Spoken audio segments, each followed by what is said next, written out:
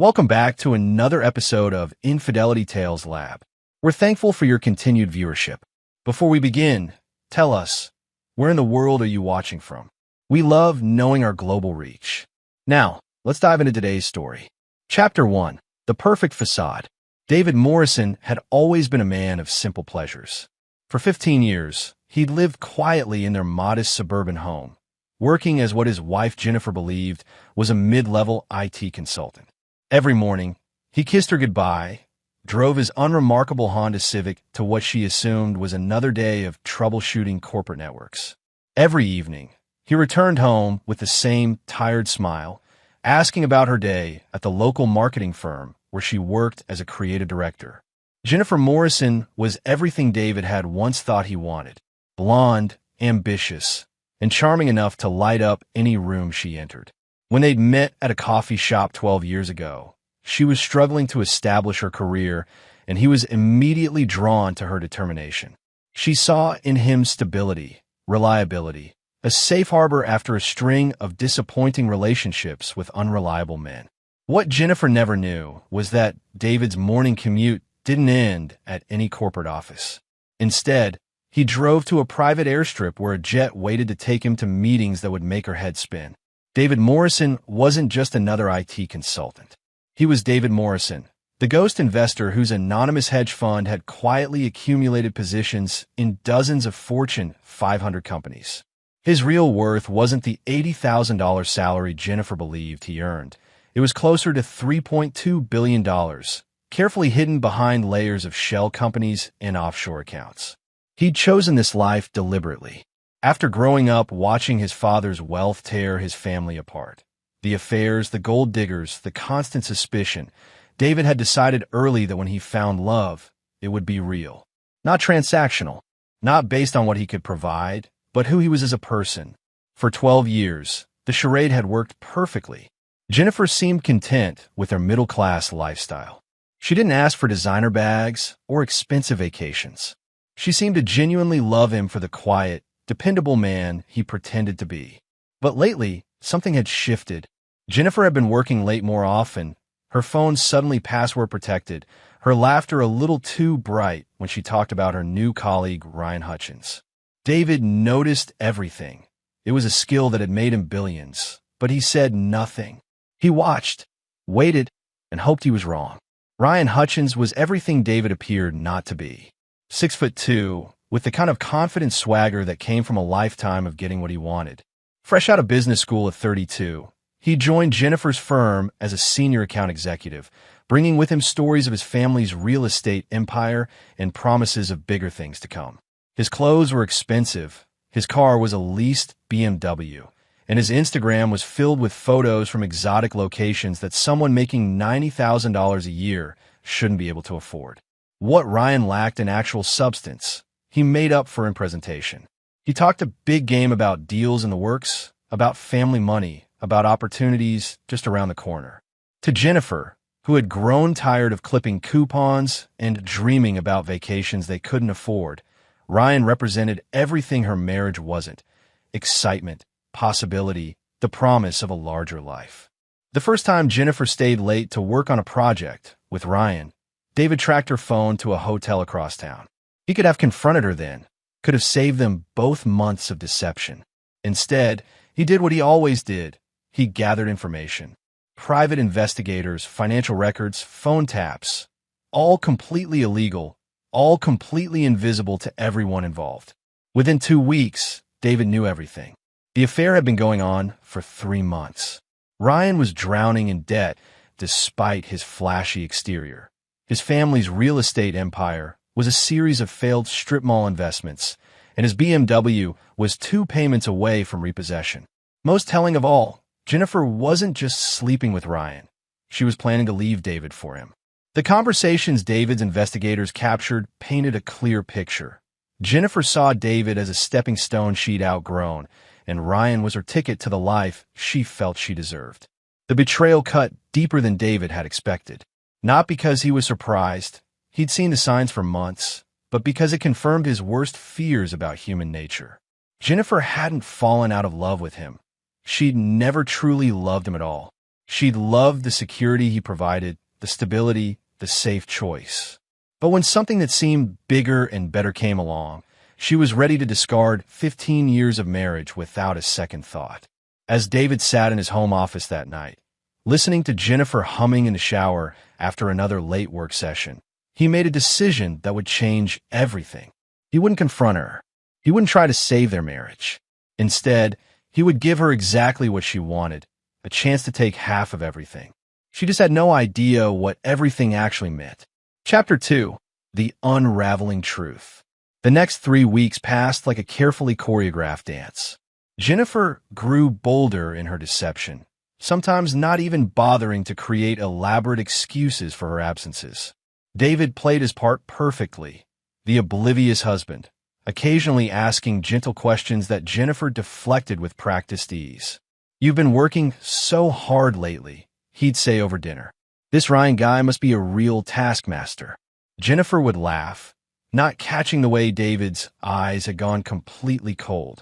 "Oh, you know how it is with new accounts. We're really pushing to land this big client.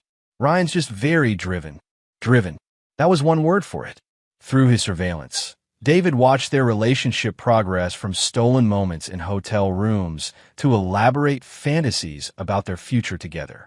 Jennifer had even started apartment hunting, though she told David she was just browsing online for fun. The apartment she'd found wasn't modest. It was a downtown loft that would cost 3 times their current mortgage. When David's investigator dug deeper, he discovered Jennifer believed Ryan's promises about a promotion that would triple his salary and stock options that would make them wealthy within 5 years. None of it was true, of course. Ryan's family business was hemorrhaging money, and his position at Jennifer's firm was already under scrutiny due to his failure to bring in any substantial new clients.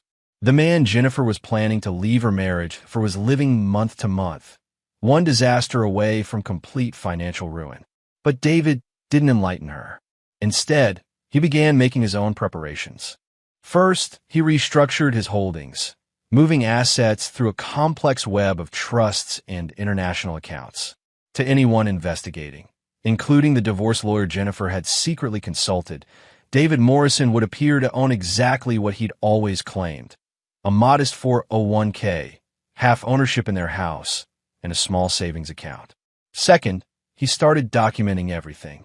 Not just the affair, but Jennifer's spending habits, her debts, her increasingly cavalier attitude toward their marriage. She'd been using their joint credit card for dinners with Ryan, hotels, even lingerie purchases she certainly wasn't wearing for her husband.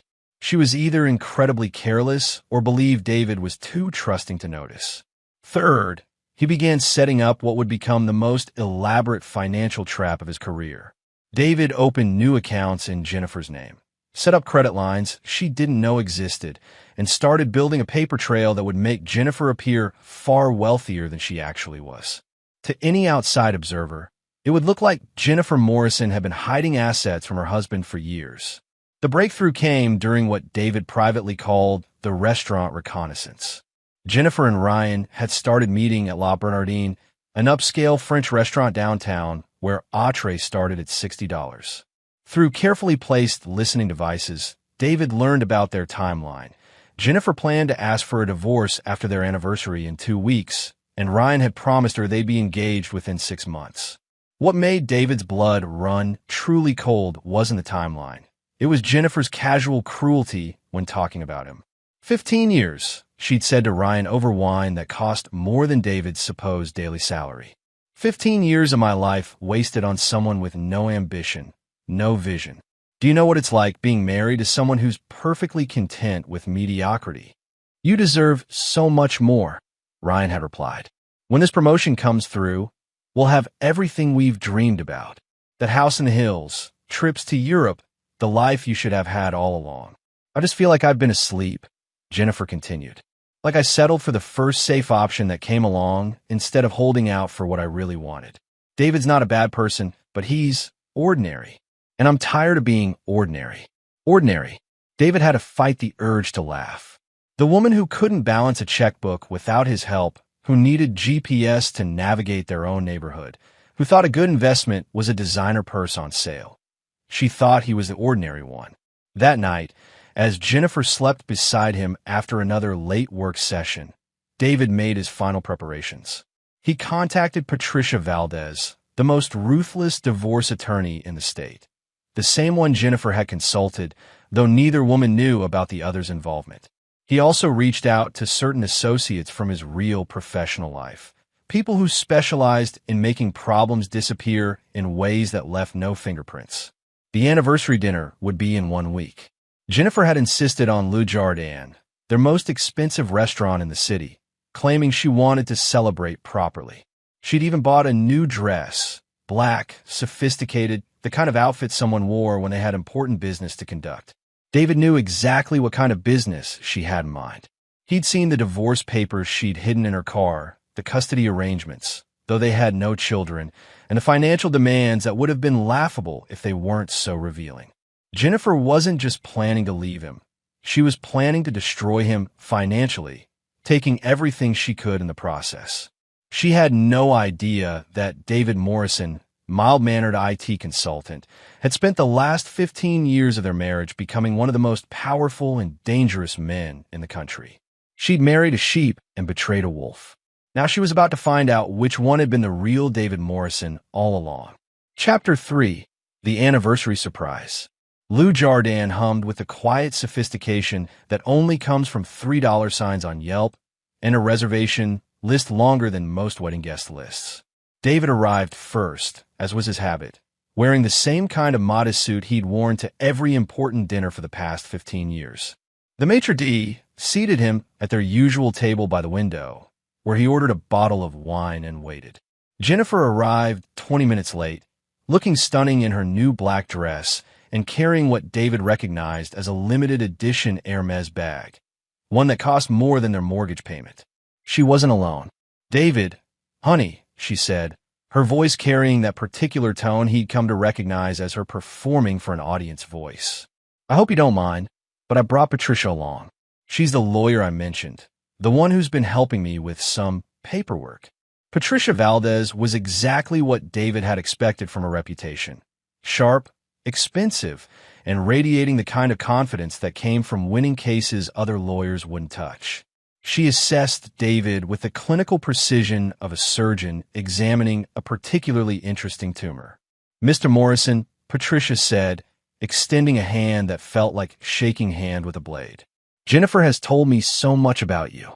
David shook her hand, maintaining the mild, slightly confused expression he'd perfected over the years. "I'm sorry, I'm a bit confused. Jennifer, what kind of paperwork needs a lawyer? Is everything okay?"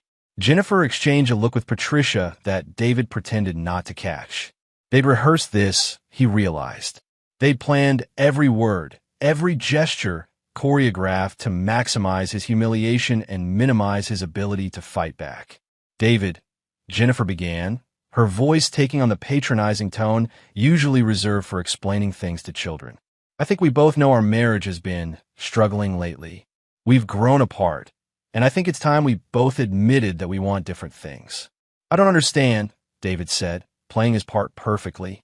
"We've been happy, haven't we? I mean, we just planned this anniversary dinner to celebrate."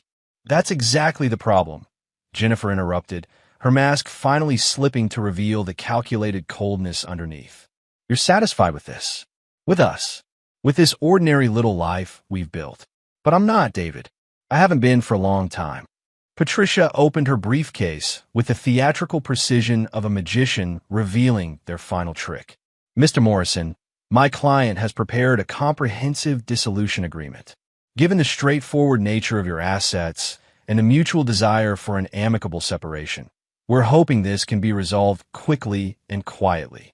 David accepted the papers with hands that trembled just enough to be believable. As he scanned the first page, he let his face cycle through confusion, hurt, and finally, devastation. "Jennifer," he whispered, Are you really asking for half of everything?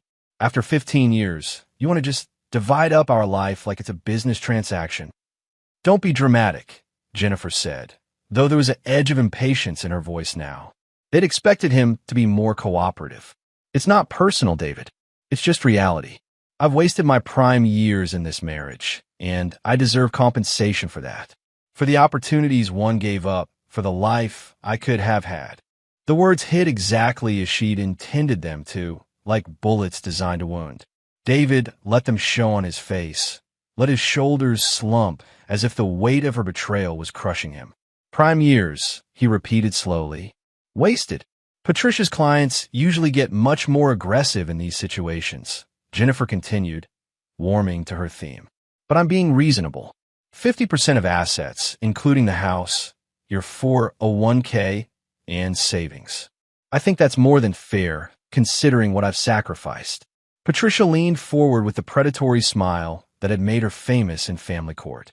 My client deserves compensation for her suffering, Mr. Morrison. 15 years of supporting a marriage that clearly wasn't meeting her needs. The court will be very sympathetic to a woman who gave up her best years for a man who couldn't provide the life she deserved. David looked between them. These two women who thought they were dismantling the life of some helpless middle manager, and felt something cold and final settle in his chest. He thought about Jennifer's late nights with Ryan, about her casual cruelty in describing their marriage, about the complete lack of guilt or remorse on her face as she demanded payment for the privilege of betraying him. You know what? He said quietly, reaching into his jacket for a pen. You're absolutely right. Jennifer blinked, clearly not expecting capitulation this easy. You are right, David continued, signing the papers without reading them. You did waste your prime years. You do deserve compensation. And I think 50% is exactly what you should get. He slid the papers back across the table with a smile that didn't reach his eyes. Patricia looked suspicious. No one gave up half their assets that easily, but Jennifer was practically glowing with triumph. I'm so glad you're being mature about this, Jennifer said, already mentally redecorating the life she'd build with Ryan. This really is for the best, David. For both of us.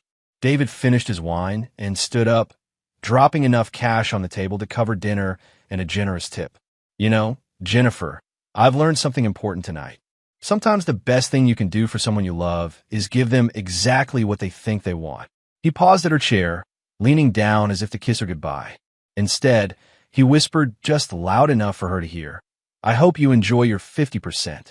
Walking out of Le Jardin, David felt lighter than he had in months. Behind him, Jennifer was already calling Ryan to share the good news, probably planning to celebrate their victory with champagne and dreams of the future they'd stolen from her fool of a husband. She had no idea that David Morrison, the man she'd just destroyed, didn't actually exist. The real David Morrison was someone else entirely.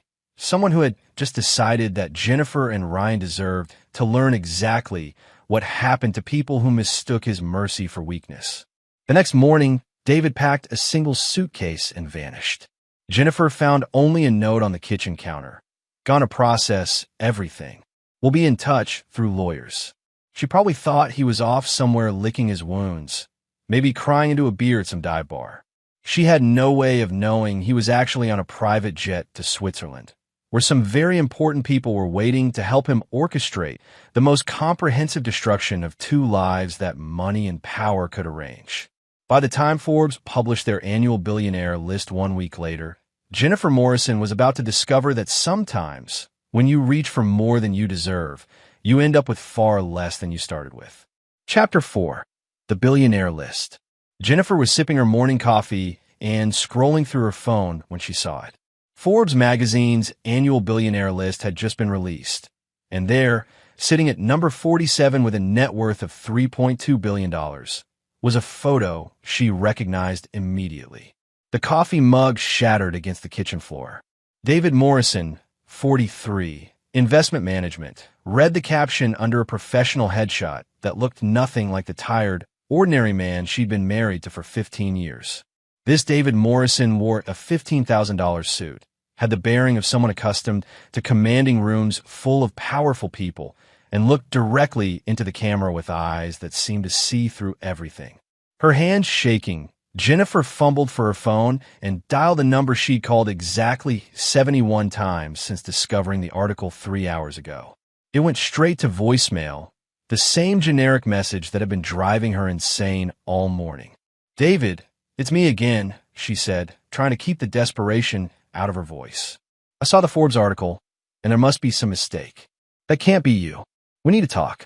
Please call me back. She hung up and immediately dialed again. This time, a different voice answered, crisp, professional, definitely not David. Mr. Morrison's office. How may I help you? Who is this? I'm trying to reach David Morrison. I'm his wife. A pause. I'm sorry, but Mr. Morrison is traveling and not taking personal calls. If you'd like to leave a message. Personal calls? Jennifer's voice cracked. I'm his wife. We've been married for 15 years. Another pause, longer this time. Ma'am, I'm going to need to verify your identity. Can you provide Mr. Morrison's social security number or the name of his primary financial institution? Jennifer realized with growing horror that she didn't know either. David had always handled their taxes, their banking, their investments. She'd been content to let him manage the boring financial details while she focused on her career and social life. We have a joint checking account at First National, she said weakly. I'm sorry, ma'am, but that's not matching our records. I'll have to ask you to contact our legal department if you wish to make any claims regarding Mr. Morrison. The line went dead. Jennifer sank into a kitchen chair, staring at the Forbes article on her phone. According to the brief bio, David Morrison had founded Morrison Capital 15 years ago, right around the time they'd gotten married. The fund specialized in strategic investments in emerging technologies and distressed assets, with a track record that had made him one of the youngest billionaires in the country. 15 years. He'd been building a financial empire the entire time she'd known him, and she'd never suspected a thing. Her phone rang, and she grabbed it eagerly, hoping it was David. Instead, Ryan's name flashed on the screen. Jen, baby, you're not going to believe what just happened, Ryan said without preamble. My credit cards were all declined this morning, and when I called the bank, they said my accounts had been frozen pending an investigation into fraudulent activity. They won't tell me anything else, just that I need to come in and speak with their fraud department. Ryan, Jennifer said slowly, have you seen the Forbes billionaire list? What? No, why would I wait? What does that have to do with my credit cards? Jennifer found herself laughing, a high, slightly hysterical sound. My ex-husband, is apparently worth $3 billion. And yesterday, I divorced him for 50% of what I thought was maybe $200,000 in assets. Silence on the other end of the line. That's impossible, Ryan said finally. David's a nobody. He drives a Honda and buys his clothes at Target. You showed me your bank statements. I showed you our checking account, Jennifer corrected. The account that apparently has nothing to do with his real money. But the divorce papers were for 50% of assets belonging to David Morrison, IT consultant, not David Morrison, billionaire investor. The pieces were falling into place with terrifying clarity. The papers I signed give me half of everything he owned as of yesterday. And as of yesterday, David Morrison, the IT consultant, owned exactly what we always thought he owned, a modest house, a small 401k, and about $30,000 in savings. Jennifer pulled up the Forbes article again, studying the photo with new eyes. This wasn't a different person. It was David with better lighting, better clothes, and the confidence that came from wielding real power. How had she never noticed the way he carried himself? The fact that he never seemed stressed about money? The phone calls he took in private, speaking in a voice she'd never heard him use? 15 years, she whispered. He played a character for 15 years. Ryan was saying something, but Jennifer wasn't listening. She was remembering things, the way David never seemed surprised by major news events, as if he'd known about them in advance. His uncanny ability to predict market crashes and recoveries. The expensive wine he occasionally brought home, claiming it was a gift from a grateful client. The calm, almost amused way he'd signed those divorce papers last night. I hope you enjoy your 50%, he'd said. At the time, she'd thought it was sarcasm. Now she realized it was a promise. Jennifer was still staring at her phone when the doorbell rang. Through the window, she could see a black sedan with government plates parked at her driveway. The FBI agents were polite, professional, and utterly uninterested in her protests of innocence. They had warrants to search the house and seize all financial records related to Jennifer Morrison, who was apparently under investigation for money laundering, tax evasion, and wire fraud. This has to be a mistake, Jennifer kept saying as they went through her belongings with methodical precision. I work in a marketing firm. I make $60,000 a year. I don't even understand what money laundering is. Agent Collins, a woman about Jennifer's age with tired eyes and no patience for dramatics, handed her a thick folder. Mrs. Morrison, according to our financial investigation, you've been moving significant sums of money through offshore accounts for the past 3 years. We have records of transactions totaling over $2 million, all traced back to accounts bearing your Social Security number and signature. Jennifer flipped through the folder with growing panic. Bank statements, wire transfer receipts, account opening documents, all bearing her name and signature, all documenting financial activity she'd never conducted. This is impossible, she said. I've never seen any of these accounts. These are my signatures. Handwriting analysis says otherwise, Agent Collins replied. And these accounts were accessed using computers registered to your home address during hours when you would have been present. As the agents continued their search, Jennifer's phone buzzed with a text from an unknown number. 50% of everything, as promised. Enjoy your new life. D. She tried calling the number immediately. It was disconnected. The Forbes article was still open on her phone. David's professional photo staring back at her with those penetrating eyes she'd somehow never really seen before. In the background of the photo, barely visible, was a wall of awards and accolades from organizations she'd never heard of him mention. Investment Manager of the Year, Humanitarian of the Decade, Strategic Advisor to Fortune 500 CEOs. Her husband, her boring, predictable, ordinary husband, was one of the most powerful men in the country. And she just handed him the perfect legal framework to destroy her life. By the time the FBI finished their search, Jennifer understood with crystal clarity that David Morrison had planned every moment of this. The hidden accounts, the perfect timing, the legal framework of their divorce, all of it designed to give her exactly what she'd asked for while destroying everything she'd actually wanted. She'd gotten 50% of everything David Morrison owned. The problem was, she'd been married to the wrong David Morrison all along. Chapter 5. The Setup. 3 days after the FBI raid, Jennifer sat in her lawyer's office, trying to understand how her life had become a nightmare. Patricia Valdez looked like a woman who'd aged 5 years and 72 hours, surrounded by stacks of legal documents, and wearing the expression of someone who'd just realized they'd been outmaneuvered by a grandmaster. Let me make sure I understand this correctly, Patricia said, her voice tight with barely controlled frustration. Your husband, ex-husband, is worth $3 billion, but the divorce agreement we signed covers only the assets belonging to David Morrison, IT consultant, which means you're legally entitled to half of approximately $200,000, while David Morrison, investment manager, retains his entire fortune. That's not possible, Jennifer said for the 100th time. You can't have 2 different people with the same name and Social Security number. Actually, you can, Patricia replied grimly. I've spent the last 3 days with forensic accountants, and what your husband did was brilliant. Legally speaking, David Morrison, the IT consultant, and David Morrison, the billionaire, are the same person, but they maintain completely separate financial identities. The IT consultant owns everything you knew about: the house, the checking account, the modest retirement savings. The billionaire owns everything else, all held in trust structures and corporate entities that were specifically excluded from your marital property.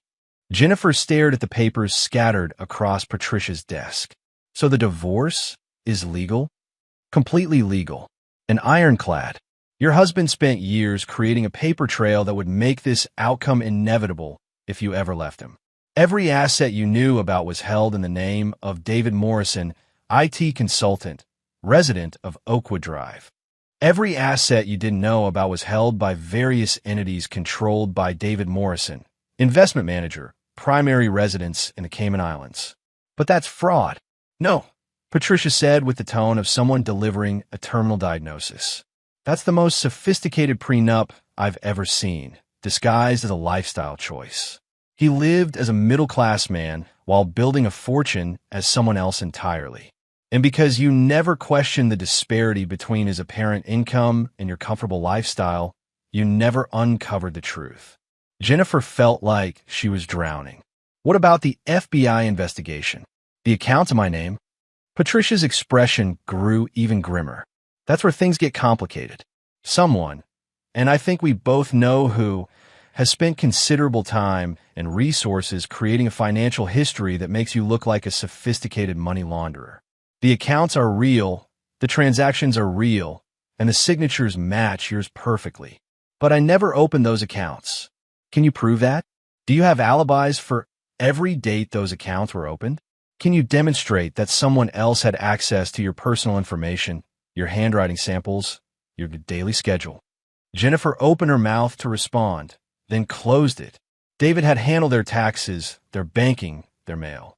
He'd had access to everything he needed to create a false identity for her, and she'd never thought to question any of it. He's been planning this for years, she whispered. Probably since the day you married him, Patricia confirmed. The question now is what we do about it. Jennifer's phone had been ringing constantly since the Forbes article broke. Old friends, distant relatives, former colleagues. Everyone wanted to know if she was the Jennifer Morrison who'd been married to the billionaire. Some calls were congratulatory, assuming she'd struck it rich. Others were clearly fishing for loans or investments. A few were from reporters, offering money for her story. But the call that had shaken her most came from her sister Lisa in Phoenix. "Jen, I just saw the news," Lisa had said, "about David being a billionaire and about your divorce. Please tell me you got half of everything." "It's complicated," Jennifer had replied. "Complicated how? You were married for 15 years. In most states, that means you own half of whatever he accumulated during the marriage." Jennifer had tried to explain the legal technicalities, but Lisa's response was the same as everyone else's. How could you not know your husband was worth billions? The answer was becoming clearer and more humiliating every day. She hadn't known because she hadn't wanted to know. She'd been content to live off David's supposed IT salary while spending money she never questioned. When David bought expensive wine, she assumed he'd gotten a good deal. When her mortgage payments seemed low for their neighborhood, she figured David was good with money. When he paid for her graduate degree without taking out loans, she thought he was just fiscally responsible. She'd been willfully blind because the alternative, actually paying attention to their finances, taking responsibility for their joint future, asking hard questions about money, required effort she hadn't wanted to expend. She'd prefer to focus on her career, her social life, her affair with Ryan, while David quietly built an empire she couldn't even comprehend. "There's something else," Patricia said, pulling Jennifer back to the present. "I've been contacted by Ryan Hutchins' attorney. Apparently, he's also under federal investigation, and he's claiming that you recruited him into some kind of conspiracy to defraud your husband. That's insane. Ryan doesn't even know about David's money." "Are you sure about that?" "Because the evidence suggests otherwise. Bank records show that Ryan received 3 wire transfers totaling $50,000 from one of the accounts linked to your name.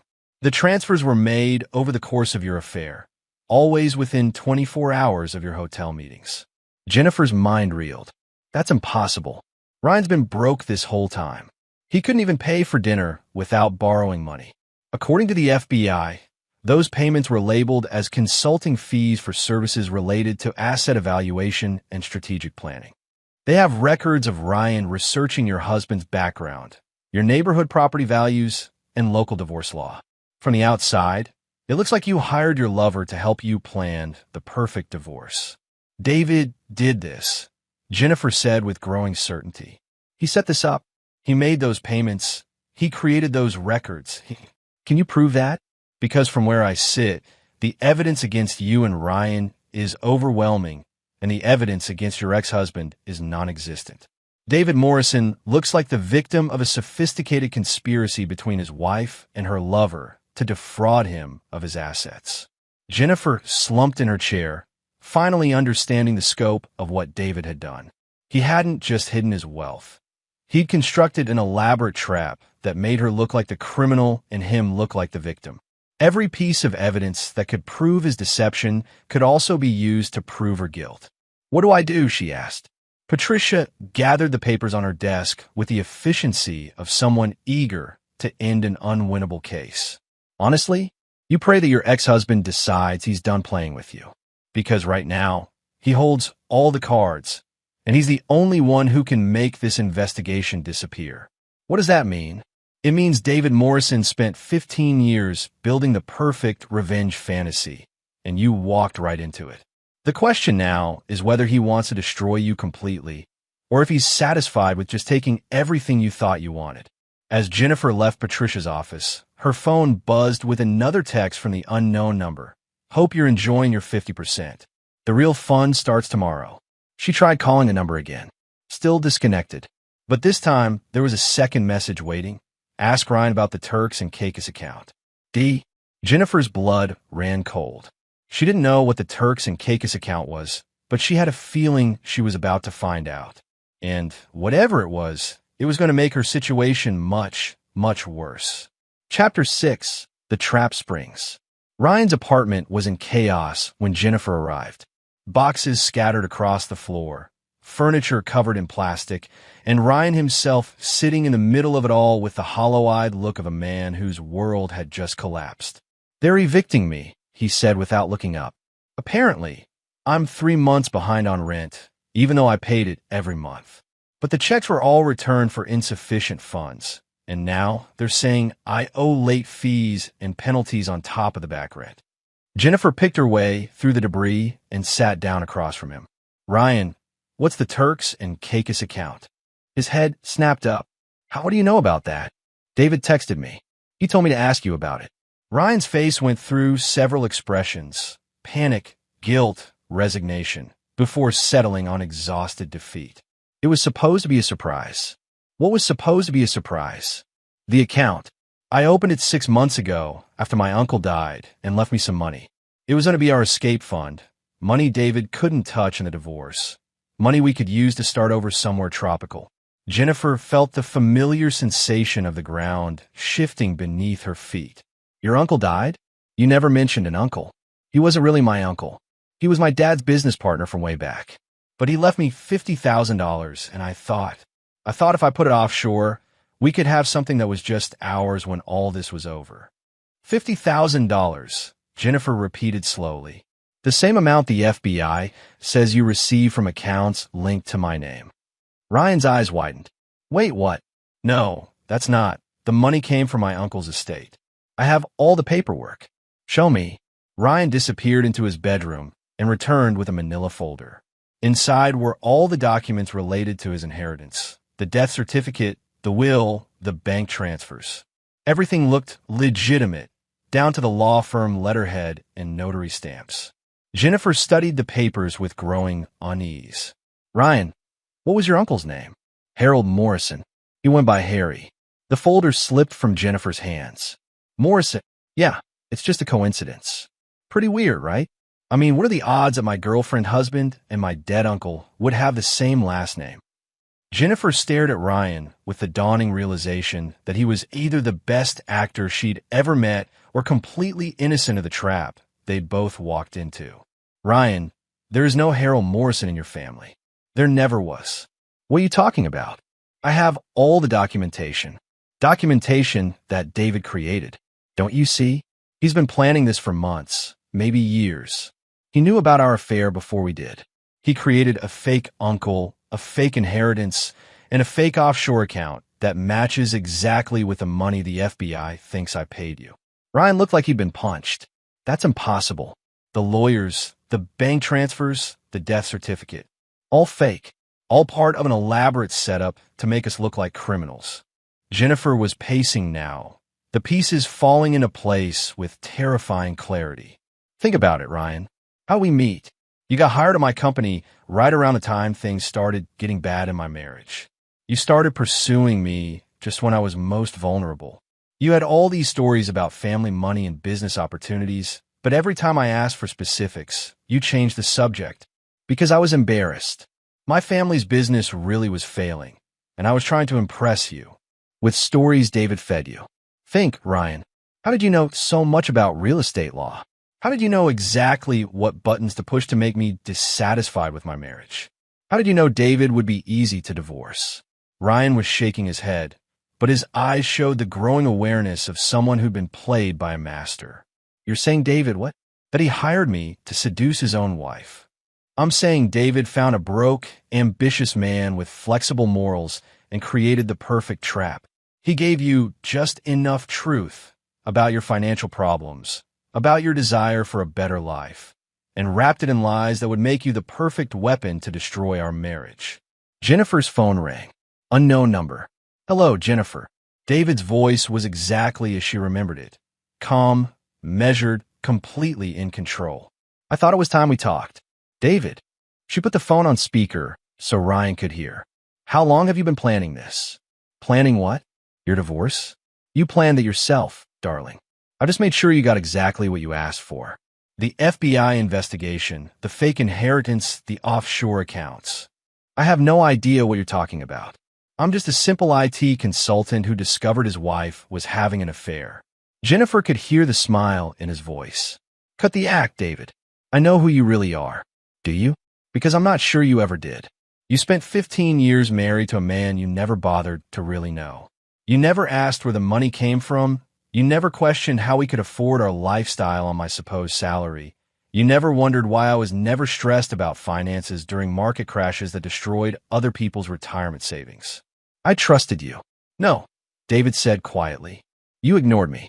There's a difference.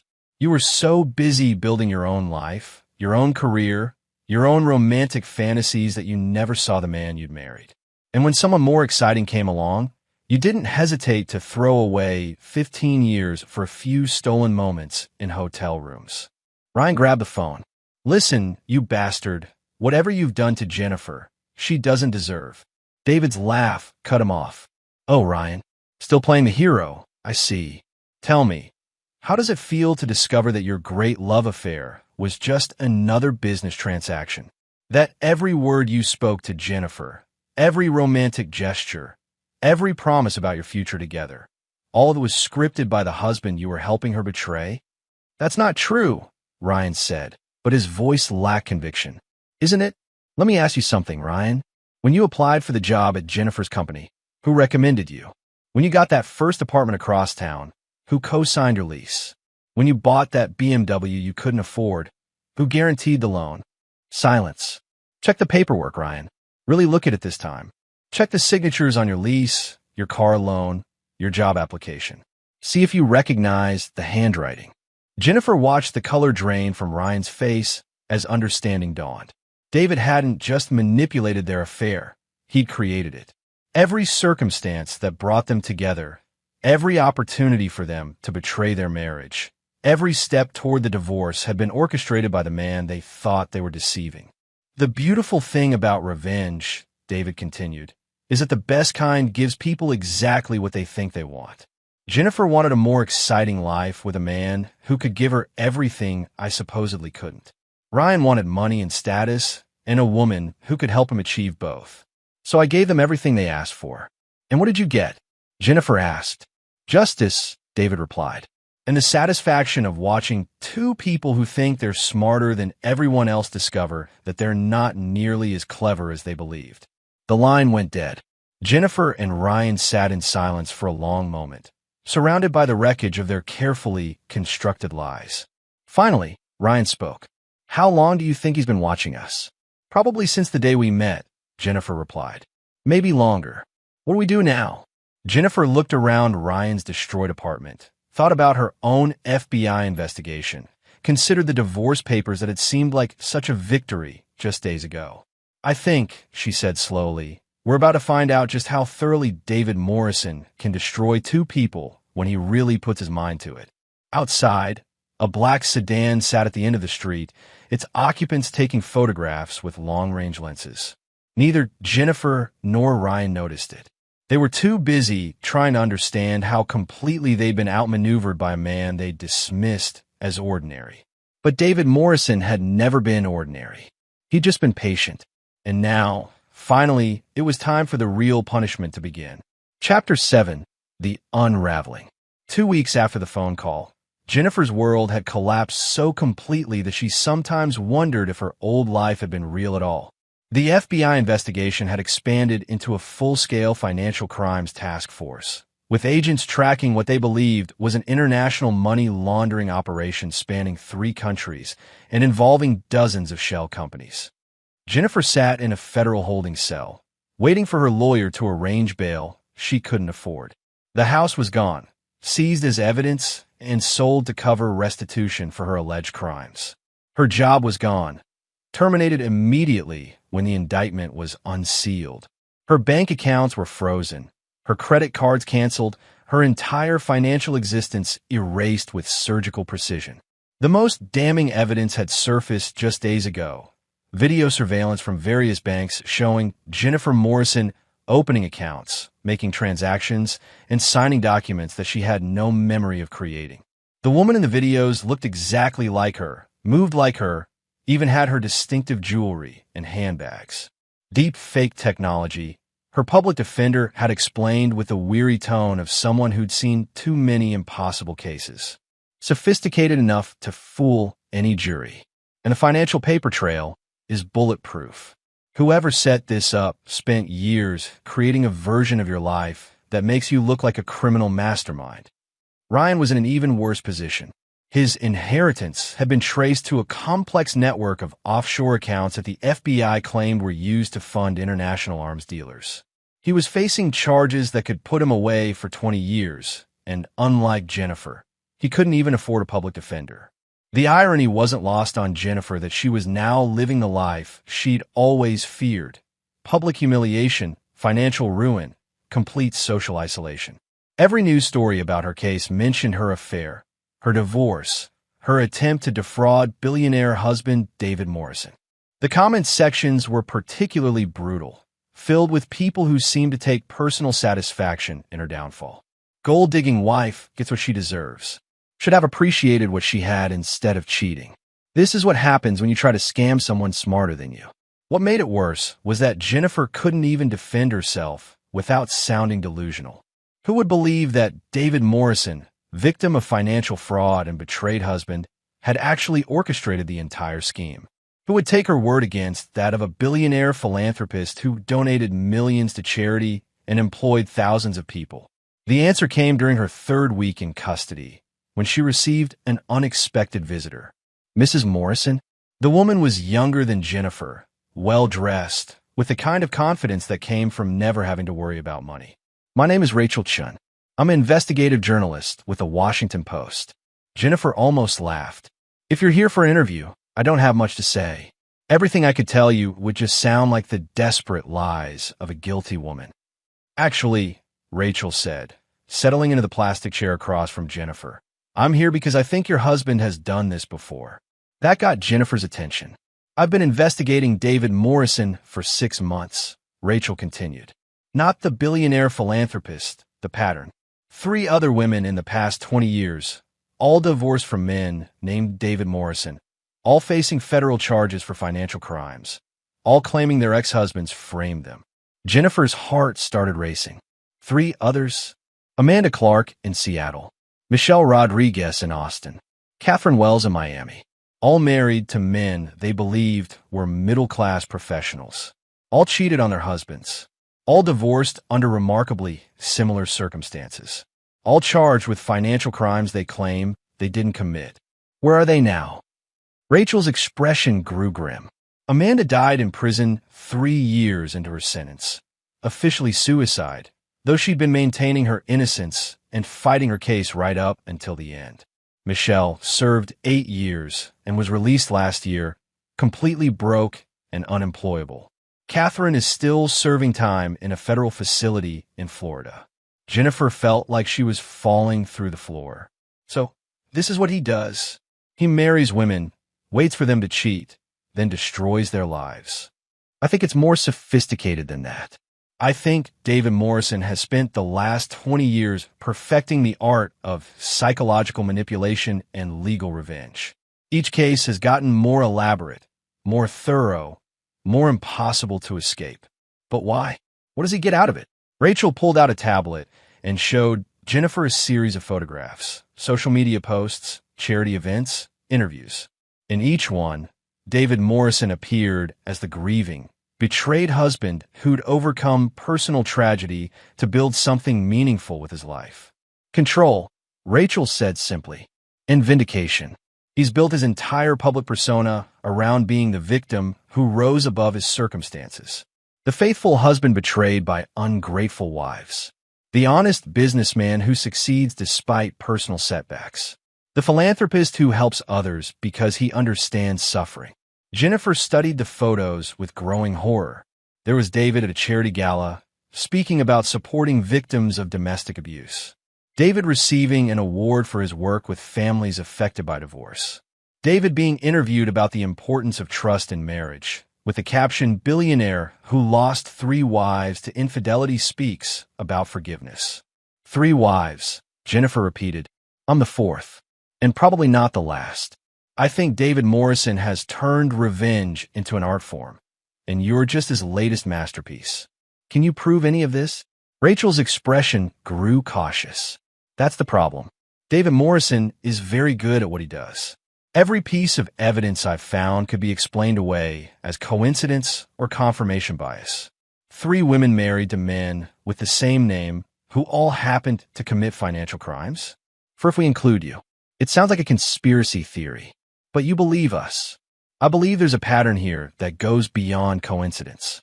But belief isn't proof, and David Morrison has too much money and too much power for me to go after him without ironclad evidence.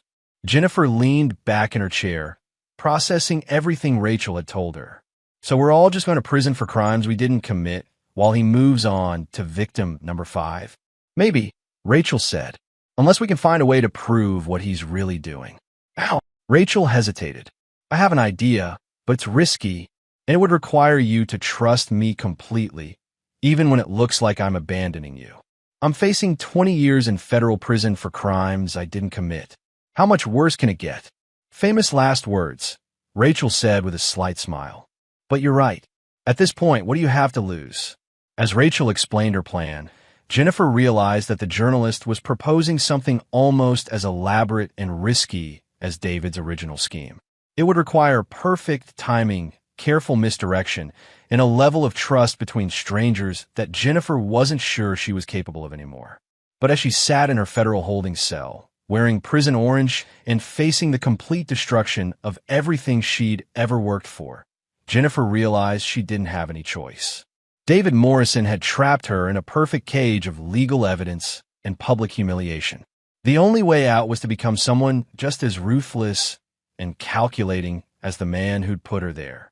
Okay, she said finally. What do you need me to do? Rachel smiled, and for the first time since this nightmare began, Jennifer saw something in another person's eyes that looked like hope. First, Rachel said, we need to talk to Michelle Rodriguez. She's been waiting 20 years for someone to believe her story. And she's developed some very interesting theories about exactly how David Morrison chooses his victims. As Jennifer was led back to her cell, she couldn't shake the feeling that she was about to become part of something much larger and more dangerous than her own personal revenge story. But after weeks of feeling helpless and trapped, the possibility of fighting back, even if it meant risking everything, felt like the first real choice she'd had since her world began falling apart. David Morrison thought he'd won. He thought Jennifer was just another broken victim in his collection of perfect crimes. He was about to discover that some people, when pushed far enough, become more dangerous than he'd ever anticipated. Chapter 8, The Countertrap. Michelle Rodriguez lived in a studio apartment above a laundromat in the worst part of Austin, her law degree reduced to a certificate on the wall, and her career destroyed by a federal conviction that followed her everywhere. When Jennifer and Rachel arrived on a Tuesday evening, Michelle was working on her 3rd job of the day, transcribing medical records for $12 an hour. I wondered when someone would finally come, Michelle said without looking up from her computer. I've been expecting a visit like this for 8 years. She was 43, rail-thin, with prematurely gray hair and the kind of exhausted dignity that came from surviving something that should have destroyed her. Her apartment was spotless and sparse, containing exactly what someone needed to live and nothing more. You knew we'd come? Jennifer asked. David Morrison is a creature of habit, Michelle replied, finally turning around. He likes patterns, repetition, the satisfaction of a system that works perfectly every time. After Amanda died and Catherine went to prison, I knew he'd do it again. And when the Forbes list came out last month with his updated net worth, I knew the next victim was about to discover who she'd really married. Rachel pulled out her recording equipment. Michelle, are you willing to go on record about what happened to you? I've been waiting 8 years for someone to ask me that question. Michelle closed her laptop and gave them her complete attention.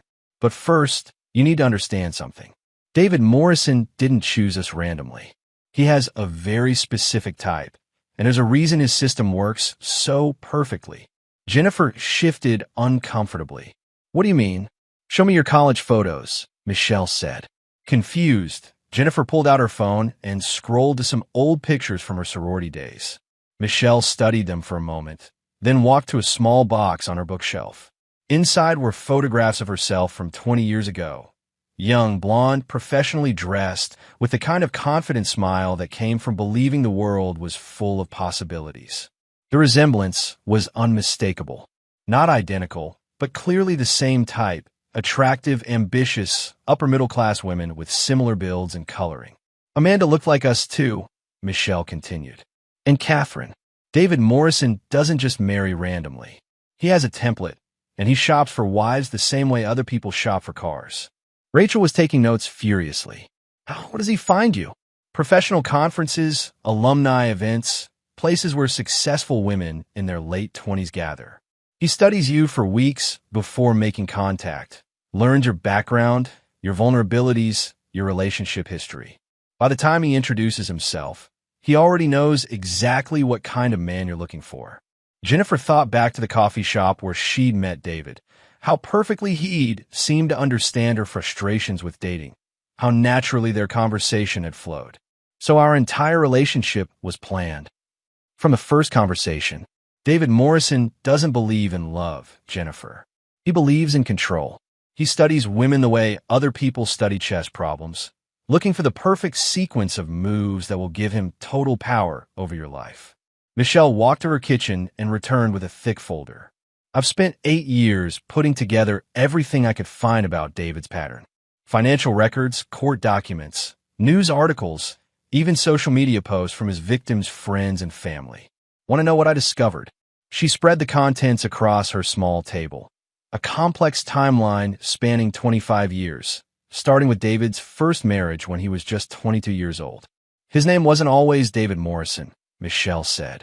He was born David Kellerman in Ohio, the son of a small-town accountant who embezzled money from local businesses and died in prison when David was 16. David changed his name when he turned 18 and started building his fortune using techniques his father had taught him, creating false identities, moving money through complex networks, making himself invisible while manipulating other people's lives. Rachel studied the timeline with growing excitement. You're saying David Morrison, the billionaire investor, is also a fake identity? One of many. Over the past 25 years, he's been David Morrison, David Kellerman, David Matthews, and probably a dozen other names. Each identity has its own financial network, its own background story, its own carefully constructed life. When he's done destroying one wife, he simply becomes someone else and starts shopping for the next victim. Jennifer felt sick. How many women has he done this to? That I can prove? 4, including you.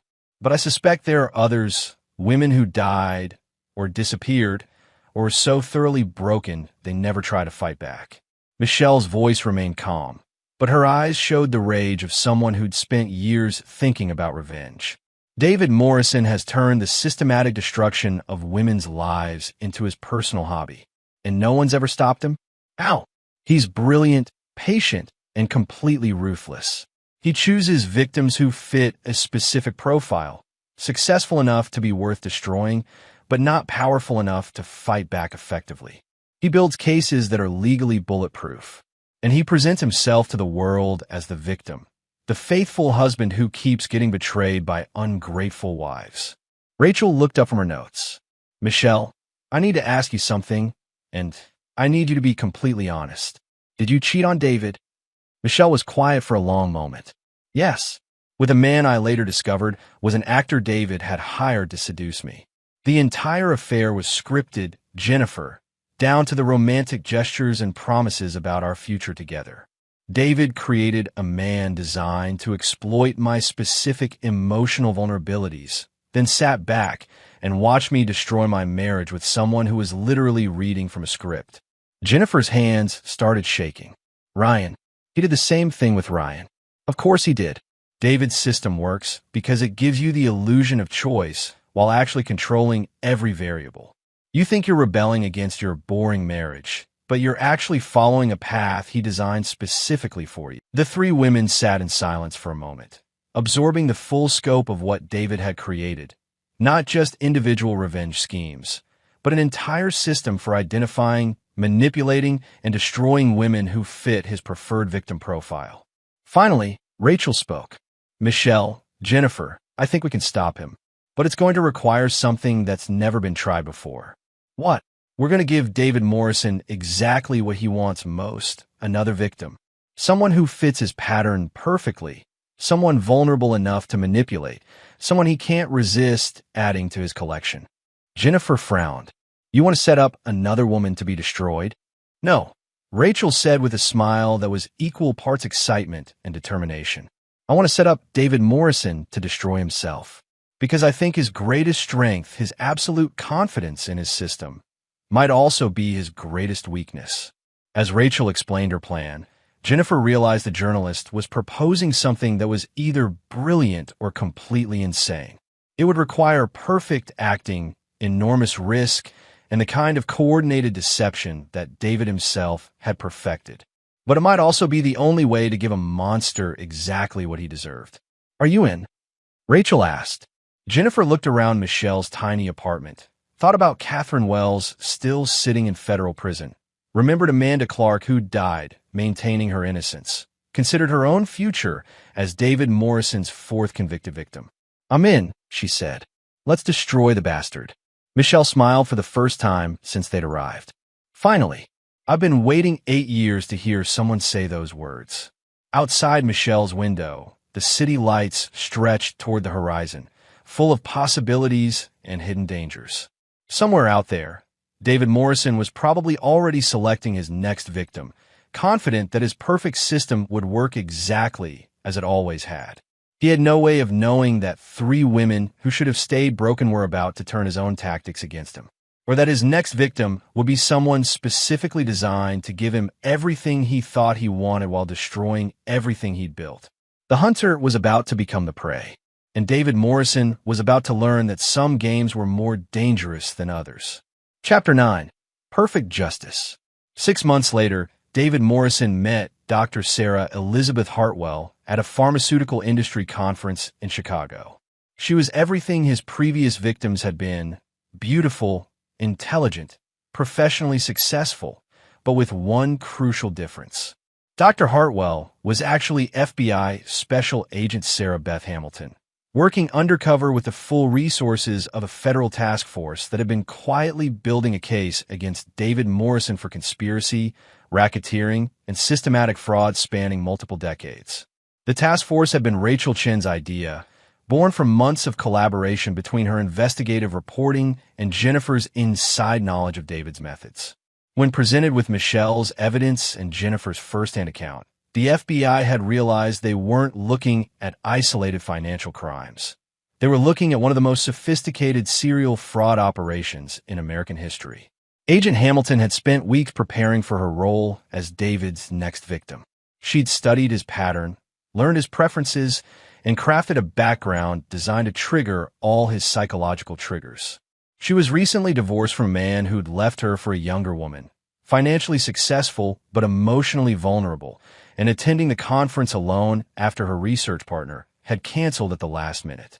David approached her at the hotel bar with the same carefully calculated charm he'd used on Jennifer, Michelle, Amanda, and Catherine. Within an hour, he was telling her about his own recent divorce from a wife who'd tried to steal his money, his work as a strategic consultant, his modest lifestyle despite his professional success. Sarah was fascinated by David's stories, impressed by his humility, and grateful for the attention of someone who seemed to understand her recent romantic disappointments.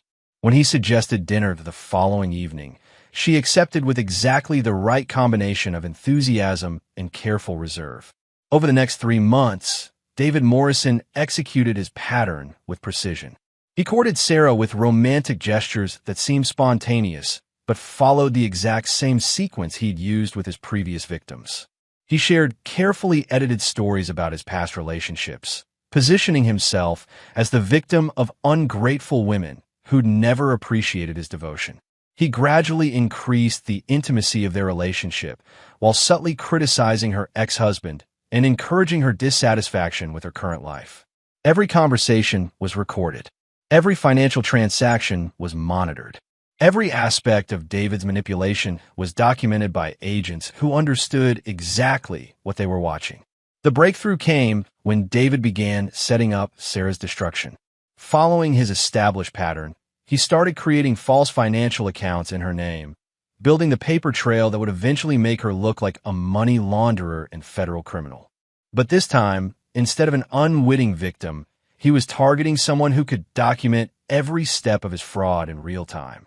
When David hired an actor to play Dr. Marcus Webb, the charming colleague designed to seduce Sarah away from their relationship, the FBI was ready.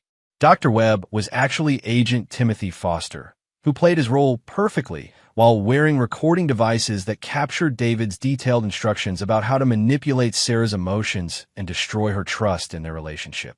The final trap was sprung on what should have been Sarah's destruction.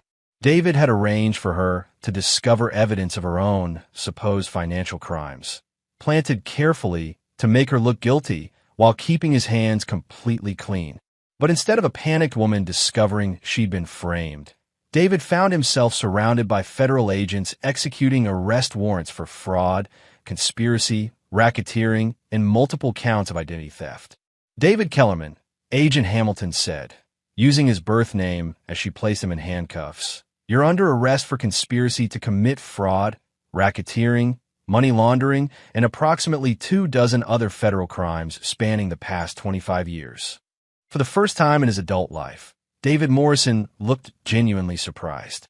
The trial became the most closely watched white-collar prosecution of the decade. Jennifer, Michelle, and Catherine, who was released pending David's trial, all testified about their experiences. Amanda Clark's family provided evidence from her case.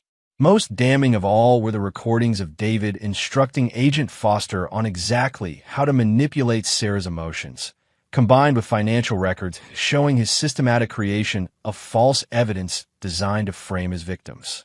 David's defense team tried to argue that he was a victim of vindictive ex-wives and an overzealous FBI task force. They portrayed him as a successful businessman who'd been unlucky in love, targeted by women who wanted his money and investigators who wanted a high-profile conviction. The jury wasn't buying it.